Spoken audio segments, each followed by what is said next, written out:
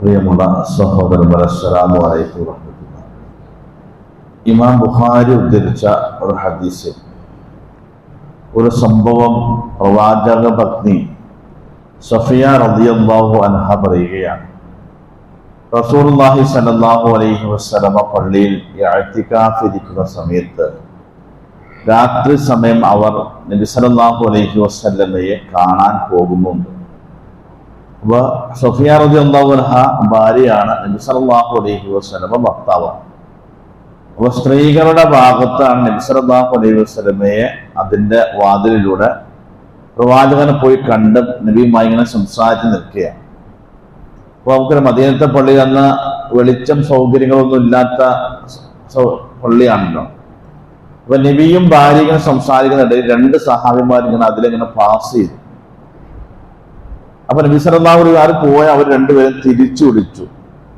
എന്നിട്ട് പറഞ്ഞു, നിങ്ങൾ അറിയണം, ഇത് ഞാൻ മുഹമ്മദ് റസൂലുള്ളയാണ്, ഇത് എൻ്റെ ഭാര്യ സഫിയയാണ് എന്ന് പറഞ്ഞ് അവരെ വിട്ടു.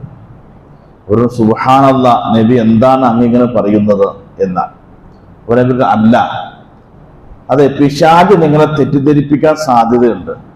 വഖശീതു അൻ യഖദിഫ ഫീ ഖുലൂബികുമാ സൂഅ, നിങ്ങളുടെ ഹൃദയത്തിൽ തെറ്റായ ചിന്തകൾ ഇട്ട് കടന്നു വരാൻ സാധ്യത ഉണ്ടെന്ന് ഞാൻ ഭയപ്പെടുന്നു എന്നതാണ്. ഇതാണ് ആ സംഭവം. ഈ ഹദീസ് ഉദ്ധരിച്ച് പണ്ഡിതന്മാർ പറഞ്ഞതോ, ആ ഭാഗത്ത് നബിയും ഭാര്യയും മാത്രം ഉണ്ടാവുകയുള്ളൂ എന്ന് എല്ലാവർക്കും അറിയാം, ഒരു സംശയവുമില്ല.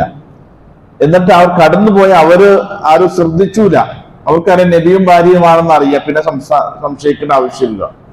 പക്ഷെ നബി സല്ലല്ലാഹു അലൈഹി വസല്ലം എന്താ, ഞാൻ നബിയാണ്, എന്നെ കുറിച്ച് ആരും അവനെ സംശയിക്കില്ല എന്നെല്ലാം വിചാരിച്ചത്. നബി ആ രണ്ടുപേരും വെച്ചിട്ട് ക്ലിയർ ചെയ്തു, നിങ്ങൾ വേറെ ഒന്നും വിചാരിക്കരുത്, ഇത് ഞാൻ മുഹമ്മദ് റസൂൽ എന്റെ ഭാര്യ കേട്ടോ എന്ന് പറഞ്ഞു വിട്ടുന്നാണ്. അപ്പൊ നബി പറഞ്ഞൊരു സംഗതി എന്താ, പിശാച് നിങ്ങളുടെ മനസ്സിൽ അനാവശ്യമായി കാര്യങ്ങൾ തോന്നിപ്പിക്കും.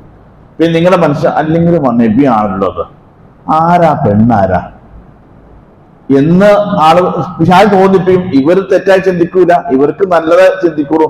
പക്ഷെ കുറച്ച് കഴിഞ്ഞിട്ടും അല്ലെങ്കിൽ ഇരുട്ടത്ത് നിൽക്കുന്ന എന്താ ആവശ്യം, നബിയുടെ ഭാര്യയാണെങ്കിൽ വെളിച്ചത്ത് നിൽക്കാൻ പറ്റില്ല, ഇപ്പൊ രാത്രി തന്നെ കാണാൻ വന്ന എന്തിനാ, അത് ആരായിരിക്കും എന്ന് പിശാച് തോന്നിപ്പിക്കും. അപ്പൊ ഈ ഹദീസ് ഇത് പണ്ഡിതന്മാർ പറഞ്ഞ ഒന്ന് തെറ്റായ സാഹചര്യങ്ങളെയും സ്ഥലങ്ങളെയും സന്ദർഭങ്ങളെയും നിങ്ങൾ സൂക്ഷിക്കണമെന്നാണ്.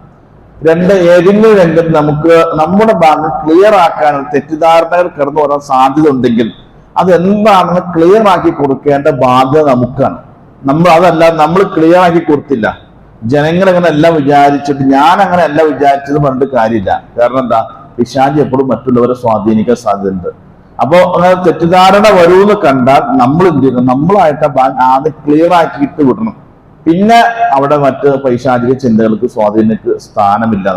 നമ്മൾ എന്നെ കുറിച്ച് എല്ലാം നല്ലത് വിചാരിക്കുള്ളൂ, ഞാൻ നല്ലതാണ് സ്വയം വിചാരിച്ചിട്ട് കാര്യമില്ല എന്നാണ് റസൂലുള്ളാഹി സ്വല്ലല്ലാഹു അലൈഹി വസല്ലം. അതുകൊണ്ട് നമ്മുടെ ജീവിതത്തിലും തെറ്റിദ്ധാരണകൾ ഇല്ലാതെ വരാൻ നമ്മുടെ ഭാഗം കൂടി നമ്മൾ ക്ലിയർ ആക്കി പോകേണ്ടത് നമ്മുടെ ബാധ്യതയാണ്. അല്ലാഹു അനുഗ്രഹിക്കുമാറാകട്ടെ.